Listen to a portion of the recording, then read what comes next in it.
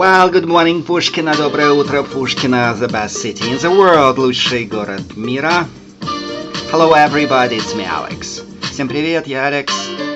Continue talking about grammar. It's very difficult, but very important issue if you want to know English. Продолжаем говорить о грамматике. Очень скучный топик, но необходимо, если вы хотите знать английский язык. And in part 3 of the course we are covering such issues, such topics like conditionals, subjunctive mood, the comparison of tenses, modal verbs, passive. И в третьей части нашего курса мы говорим о таких замечательных, в кавычках, грамматических структурах, как сослагательное наклонение, модальные глаголы, страдательный, залог, сравнение наиболее сложных времен. Ну, в общем, скучать не приходится. Okay, so, by the way, our classes are online, and we work in this sphere professionally. We have been working online for many years, and so we can offer a lot because we have a unique equipment. And if you have a wish to join us online through Skype, you are always welcome. И я напоминаю, что мы очень долго работаем в режиме дистанционного обучения онлайн. Если вы хотите присоединиться к нам и поучиться в школе английского языка дистанционно по Skype, вы всегда долгожданный гость.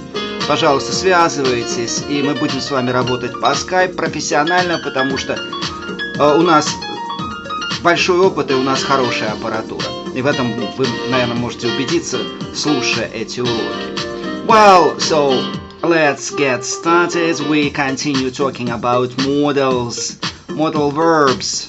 Давайте начнем заниматься, продолжаем работать с модальными глаголами. And in parallel we are solving such a problem as to imagine ourselves sitting somewhere far away abroad in London or New York and listening to a native teacher. Работаем параллельно с одной еще задачкой. Мы слушаем замечательную английскую преподавательницу, очень популярную по всему миру, и предполагаем, что где-то сидим в Лондоне или Нью-Йорке у нее на уроках. There are a lot of advantages and disadvantages, and I talked about it a lot. Много об этом плюсов, минусов. Об этом мы много раз говорили. Okay, so listen to our previous classes. Слушайте наши предыдущие уроки. Good. At last. Good. Come on. Shall is used in the formulation of the future simple tense with the pronouns I and we, and if you use shall, you will sound more formal. So it is less common than will. Usage. Shall. Point 1. Formulation of the future simple tense with the pronouns I and we, more formal and less common than will. Это формулировка следующая. Мы здесь пытаемся сделать future simple, будущее простое, но только для местоимений первого лица единственного множественного числа, а именно I and we. И тут мы можем применять shall, но напоминаю, что это устаревший язык, как правило, исчезающая конструкция в таком ключе. И здесь она выдает в скобках more formal and less common than will. И эта конструкция shall для I, для we, она более формальная, более строгая, менее употребляемая. Все-таки идет практически всегда will. Идет заменитель will, и не надо заморачиваться. Для всех лиц и чисел используй will, забудь про shall. So let's look at our previous example with will and change it to shall. You look exhausted. I shall let you rest. Из предыдущих примеров там было использовано will, but здесь you look exhausted. I shall let you rest. Ты выглядишь таким утомленным. Я разрешу тебе идти домой отдыхать. Примерно в таком ключе. Но не характерно, абсолютно не характерно. Поэтому откручиваем на will. You look exhausted. I will let you rest. It's more common. Or, I shan't tell anyone what you said. I shan't tell anyone what you said. Я никому не скажу, что ты мне рассказала. Окей, опять. I won't tell anyone what you said. Открутил я вместо shan't, поставил will not, won't. И звучит it's much more common. Намного более часто употребляемая конструкция. Now, the main usages of shall are, first of all, offering to do something with the pronoun I in the question form. For example, you look exhausted. Shall I make you a cup of tea? Okay. Point 2. Offering to do something with pronoun I in the question form. Вот это пункт 2, да, это главное употребление, несомненно, этого глагола shall, когда мы хотим что-то предложить кому-то, и используем местоимение I. You look exhausted. Shall I make you a cup of tea? Shall I make you some tea? Shall I make you a cup of tea? Ты выглядишь такой изможденный. А мне сделать тебе чашечку кофе? Да, вот здесь 100%. Все звучит очень-очень повседневно. Or, what shall I prepare for your dinner? What shall I prepare for your dinner? А что мне приготовить на ужин? What shall I prepare for our dinner? Что мне приготовить на наш ужин? Okay. You are offering to do something for someone else. You are offering to do something for someone else. Вы предлагаете что-то сделать для кого-то. Да, вот это да. Мы предлагаем что-то сделать.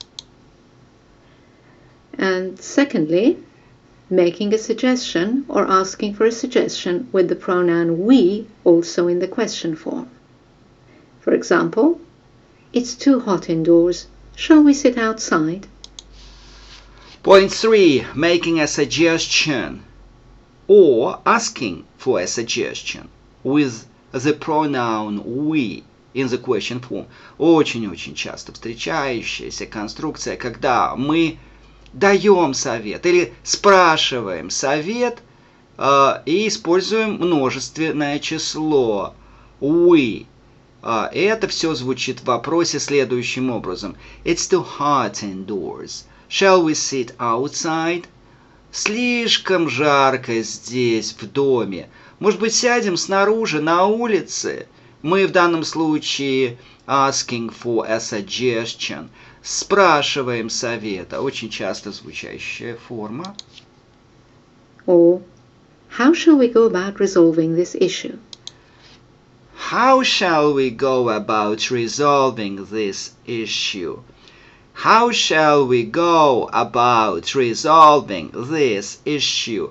А как нам разрешить эту ситуацию? Мы опять asking for a suggestion. Опять спрашиваем совет. Okay. You're asking for a suggestion for the group. You're asking for a suggestion for the group.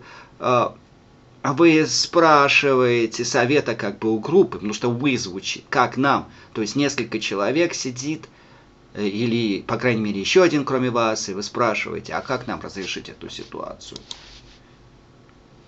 And the final usage of shall is expressing a duty in formal documents and contracts.